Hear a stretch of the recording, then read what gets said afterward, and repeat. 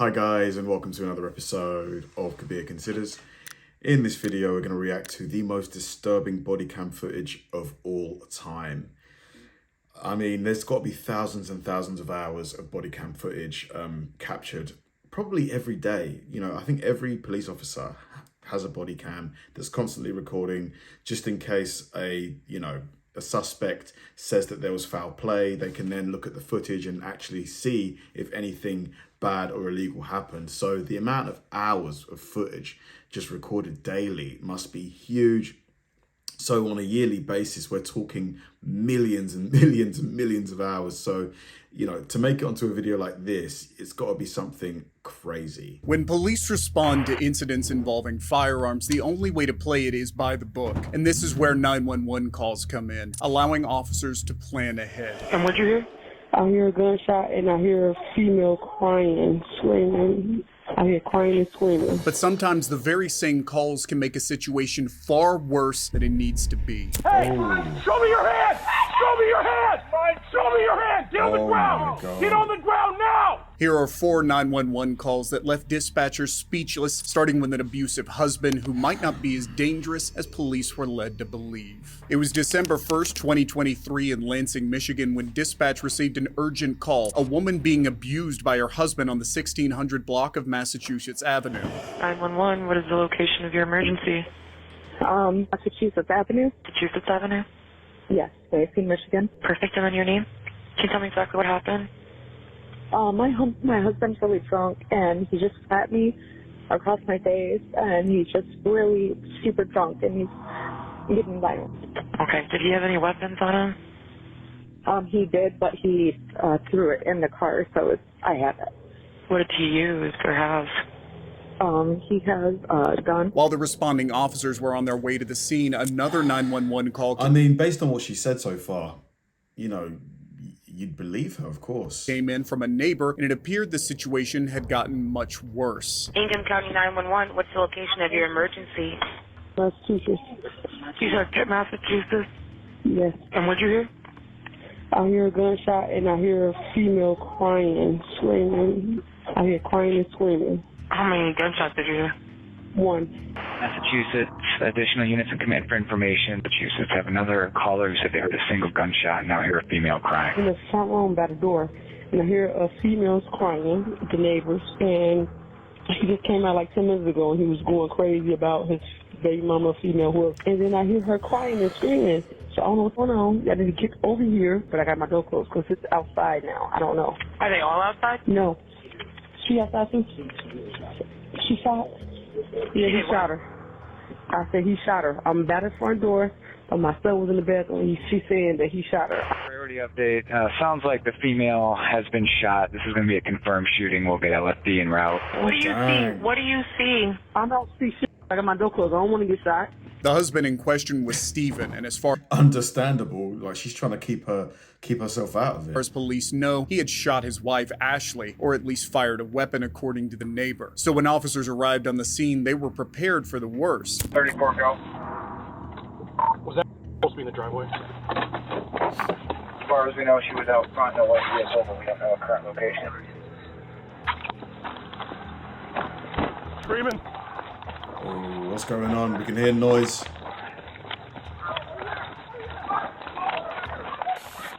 Hey! Show me your hand! That's Stephen in the driveway, and considering his situation, officers should be starting a series of de-escalation techniques. These include speaking calmly and with the right tone and use of words, ensuring your body language is relaxed and in control, making a connection and being empathetic with people, and getting the agitated person away from weapons and other people. It was only 2 years earlier that Michigan State voted to make de-escalation training a requirement, with retraining to be done. And obviously, the police officer screaming, "Show me your hands." It's not really de-escalation. On a yearly basis. However, what the officers would go on to do could be called anything but de-escalation. Yeah. Show me your hand! Show me your hand! Get on the ground! Get on the ground now! Get on the ground or I will shoot you! Get on the ground now! Damn. Get on the ground! On the ground now!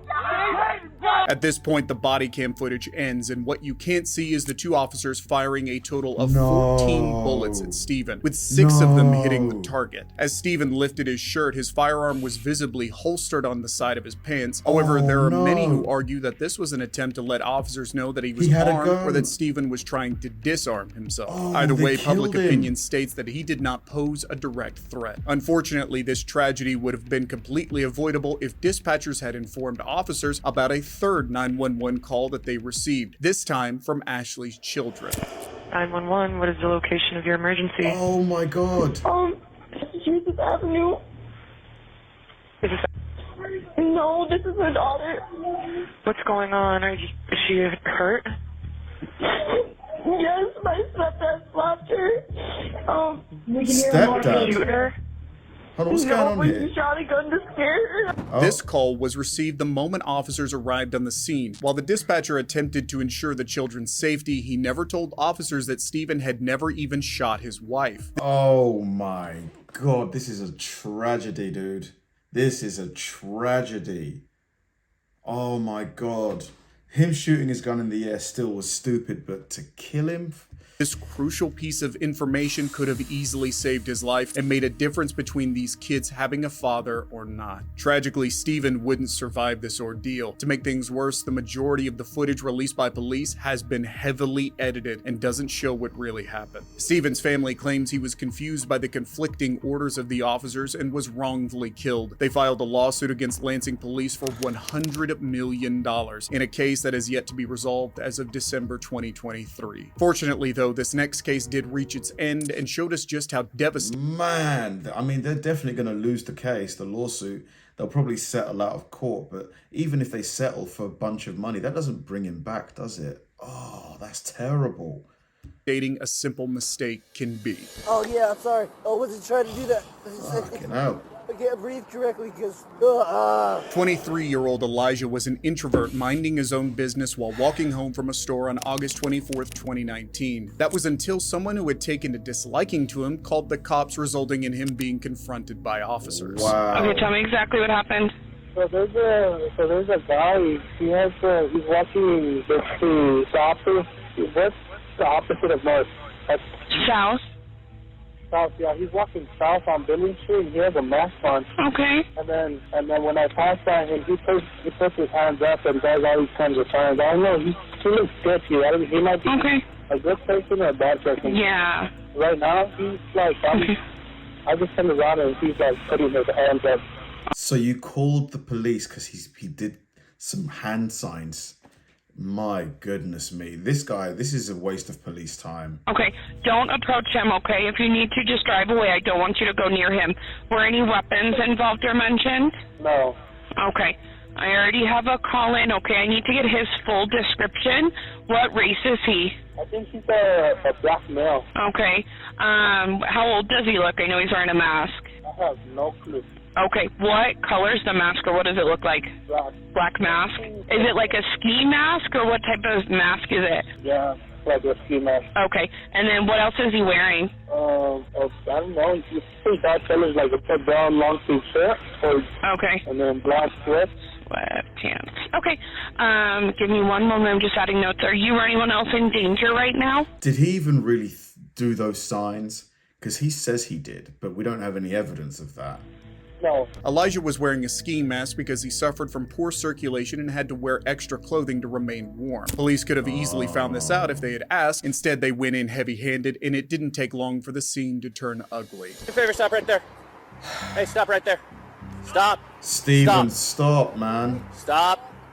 Stop. I have a right to stop you because you're being suspicious. Well, okay. Turn around. No, Turn around. Turn around. Why have they got their hands on him? Stop. Stop tensing up, dude. Stop tensing up. Why have they got their hands on him? No, I am an introvert. Stop Please respect tensing the up. boundaries that I am speaking. Stop tensing up. Stop. Relax. Stop. I'm going home. Relax, or I'm going to have to change this situation. Dude, hey, leave me Relax. alone. Sir, can you please? No, we don't want to do can this, you all right? leave me alone. No, we're gonna. First we're gonna off, talk to you guys started to arrest me, and I was stopping my music to listen. Now let go of me. Get over there. get over the grass. We're gonna lay you down, okay? Come on. Wow, they're putting him on the floor? Stop, dude! You got him? Oh my god, this is terrible. Yep, we got his arms. Why though? Why? They're tasing him. Stop fighting. Stop fighting. You're gonna get tased. The officers claim that Elijah reached for one of their guns, but this was never seen on the body cam footage. What's more worrying is that each of the 3 officers who were at the scene claim their body cams fell off in the struggle, which is not impossible. Oh my god, this is just terrible. It's actually laughable how, like, oh, we just lost all of our body cams. How convenient. But seems extremely convenient. I don't know, sir. Stop. Oh yeah, I'm sorry. I wasn't trying to do that. I can't breathe correctly because. Move your camera, dude. No, he went for his gun. Oh my god. You might have missed it, but one of the cops holding Elijah down just told his colleague to leave his camera. This leads us to one question. If the officers really thought he broke the law, why try to tamper with the footage? Additionally, you can hear Elijah saying he can't breathe properly, and that's because the officer has applied a cardioid control hold, which is used to cut off blood flow to the brain by compressing the cardioid arteries in the neck. This can render a person unconscious, just like in the case of Elijah. Jesus. Got to throw up, dude? Yeah. Throw up right there, okay? Don't throw up on me, though. And I don't think he went out, dude. He like halfway, I think, but... Hey, dude, relax. I think he's trying to puke. Oh, okay. Get it out, dude. Anything? No, we got called to a suspo. He was out here walking around with a ski mask on. And then we contacted him, Green. He's wearing a ski mask. He started to kind of like walk away from us, so these 2 wrap him up. And then in the mix of them wrapping him up, pushing him against the wall right here, he reached for Rosie's gun, dude, so... Don't get up, dude. It's not going to be good for you. I'm telling you right now. Dude, if you keep messing around, I'm bring my dog out. He's going to dog bite you. You understand me? What? Man, this is insane to me. This is genuinely insane to me. Like, they're doing everything just to scare the crap out of this kid. Keep messing around. That's one of the officers threatening to let his police dog loose on Elijah. As more officers arrive, another officer gives his alibi. However, there would be a huge discrepancy between his words and what body cameras just recorded. Don't do it, dude. Relax, bro. Come Chill on. out. You already lost this one. Just relax. How many officers do you need for one teenager? When we tried to stop him, It's how many of them are there? Okay. Stop, dude. Well, chill out. You've already been told several times to stop. I can't sense myself. What's he doing? What is he doing wrong? He's laying on the floor. Suspicious call over here on Dude, chill out. He's got a mask on his face. That's kind of weird. Nothing really criminal. My officers go to make contact with him. He starts acting crazy, and they put him, he attacked him, and actually... Well, stop fighting us. They put him out. They were able to get him out of handcuffs. We're still struggling with him. I have fire on scene, and that's where we're at. I just want to let you know, yeah, we did that. Keep brought it tonight. So, just one other thing, we did have an officer get... yeah, that's all his, dude. That's what he was wearing. It was used. Okay. It was very minor. Whatever he's on, all right. he has incredible strength. Yeah, crazy strength. I had him in a bar hammer behind his Oh yeah, he's so strong. That's why we needed 50 officers to detain him. back, and his arm was above his head, and he was still fighting. So he's walking away from us, and he did this thing. We're like, hey, dude, this is not a big deal. Just relax. And we sat there for a good 30 seconds just trying to calm him down. We're like, dude, hey, not a big deal. We need to talk to you. He kept doing this, and he kept saying things that didn't make any sense. I'm like, hey, bring him over the grass. So if we do have to take him down, we can take him down the grass, not because we're right here by the rocks. And then he starts going even crazier, so we get him cornered against the wall. How was he going crazy? He's like saying stuff, and he's holding his arms in, and he's like, I don't remember exactly what he was saying right now, but just acting really strange. Randy, you needed relief, buddy? Randy, you needed relief? No, I'm good. I'm just going to pat him down. Make sure and then over there, Brody tells me to try to grab my gun.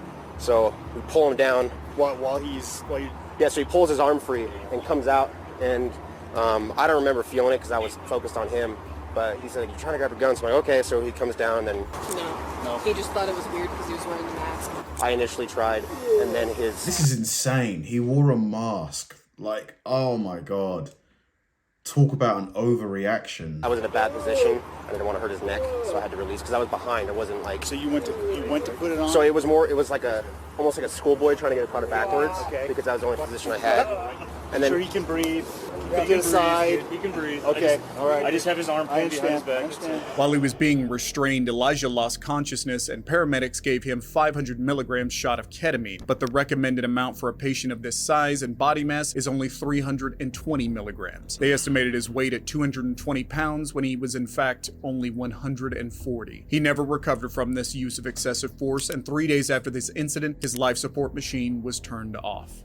Fucking hell. I'm actually getting really angry here. I'm actually getting really angry watching this. 2 of the officers involved were acquitted of any charges, while the third was found guilty of criminally negligent homicide and third-degree assault and is due to be sentenced in January 2024. The 2 paramedics argued they were only following their training, but were found guilty of criminally negligent homicide and will also be sentenced in 2024. Giving out the wrong information during a 911 call can be disastrous, so imagine doing it on purpose and putting thousands of lives. How were those officers acquitted? How on earth were they acquitted? It's just, this is insanity. At risk. And you said this was they were threatening to shoot up OU? Yeah, the University of Oakland, yes, correct. Over the Easter weekend of 2023, the University of Oklahoma fell victim to several swatting calls that left the entire campus gripped in fear. However, not all SWAT calls are meant to be genuine. Fake reports of terrorists and criminals have become increasingly common in the US and can have terrifying consequences like causing mass panic. This is one of the main aims of these twisted fake SWAT calls. Norman Communications. Yes, hello. I just got home from work and my son has left me a note here saying, Dad, I love you, but I have to go to the university and shoot everybody. Then all my guns are gone and everything's just like a mess here in the house. Okay. What's your location? I'm in my car right now, currently. I don't know if I should go to the school and try to stop them or what to do here. Okay. When you got the message from them, where were you at? I was in my car. I got it over messages. I don't know if he's in the school at the moment or what to do here. And you said this was they were threatening to shoot up OU? Yeah, the University of Oakland, yes, correct. Okay. And that's how swatting calls work. You can probably tell that the call seemed a little off, with the caller very carefully avoiding the question of his location. And there's good reason for this. He's not even in Oklahoma. In fact, he's not even in the United States. As the call continues, he cleverly feeds the dispatcher the information he knows will cause the most direct response. Him and his friend. Do they live here in Norman? Yes. Do you know the address that they live at? No, I don't. And my 2 a.m. Honestly, what a loser. What an absolute loser this person is making this phone call. Just get help. My 15s are gone and my handguns are gone as well, and all the ammunition, everything is just gone. And then more hoax calls start to come in. He's 6 foot tall, around 6 foot tall. Black coat, an AR-15. These fake calls wouldn't end there, though, with callers even adding in special effects for extra realism. He's heading towards the library right now. When students caught sight of the SWAT team surrounding the campus, even more 911 calls started to come in, and this time they were real. As mass panic begins to settle in, the situation starts becoming way too real. Physical science building with like 10 other girls. We've been taking shelter. My daughter has texted me. She is in hiding with several of her friends. Thankfully, nobody was hurt, but the hoax callers got what they wanted, and the FBI are still investigating the case as of December 2023. Sadly, this next shooter was very real, and his story would only end in bloodshed.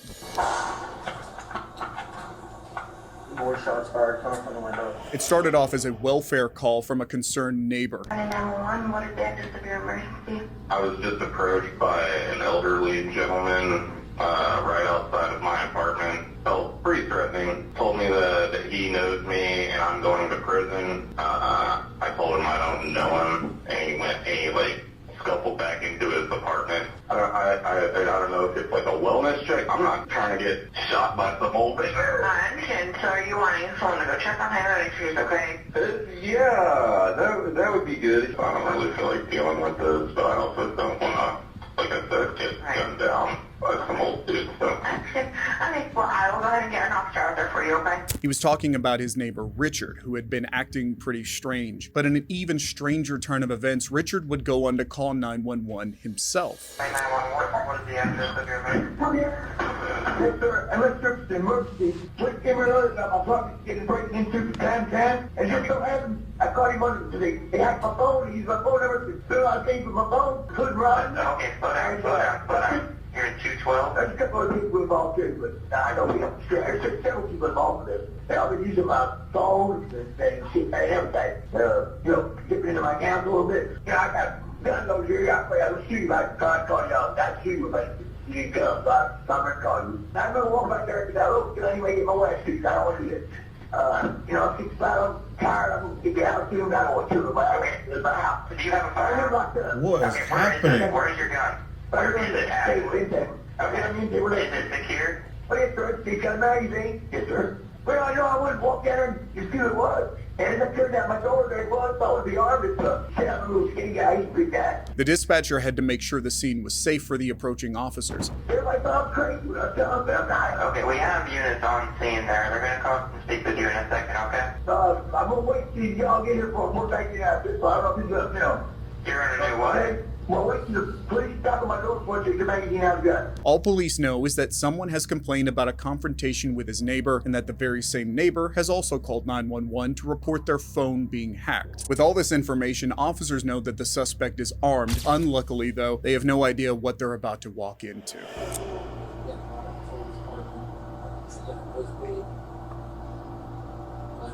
Everywhere,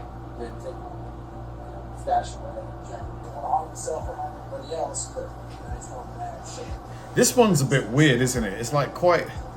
He got my face and was like saying that he knew me and I was getting the person and then he was calling me around. He went back into his apartment and that's when I was like, okay, that's sketchy. So, and then he's like, he's got guns all over the place. I'm like, well, that kind of.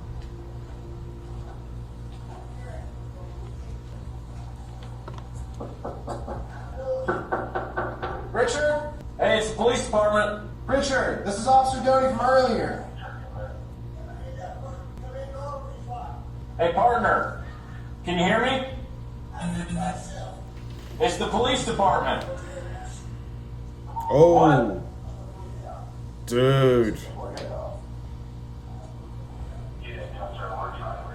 Richard, buddy, don't we do don't it. want that. Yes, I'm the police. This is Officer Doty from earlier. I took your theft report. We're parked around the side. You took a theft report earlier for $3,000.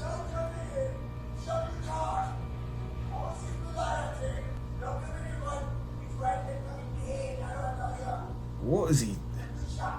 Dispatch is all trying to call you. Answer the phone. They'll tell you it's us. That's our dispatch.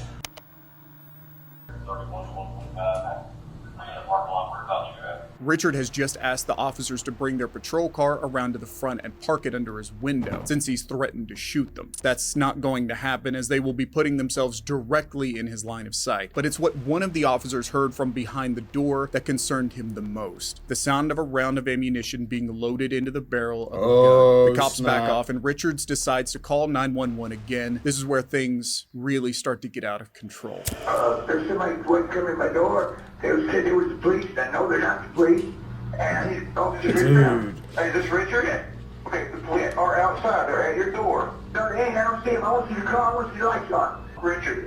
So I want you to lights. Blue lights. Is this Richard guy? Is he of sound mind?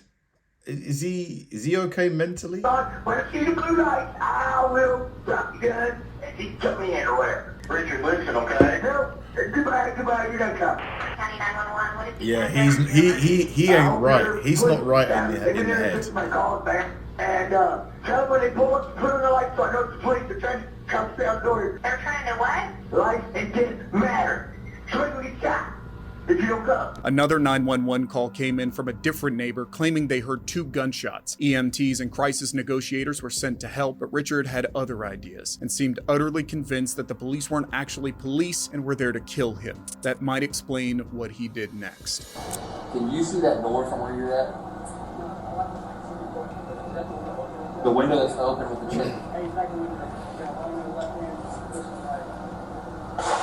Whoa! Hey, can you see anything?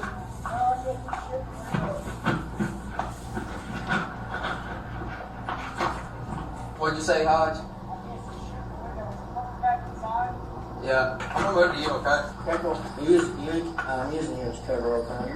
Okay. With officers under fire, the situation is becoming dangerous, and it's not just the lives of the police officers that are at risk, as there are terrified residents in the surrounding buildings, and an evacuation is impossible. A team is sent in to make contact, and although they are armed, they are using non-lethal weapons to subdue the suspect. In this case, gosh, how do you even get him out of there?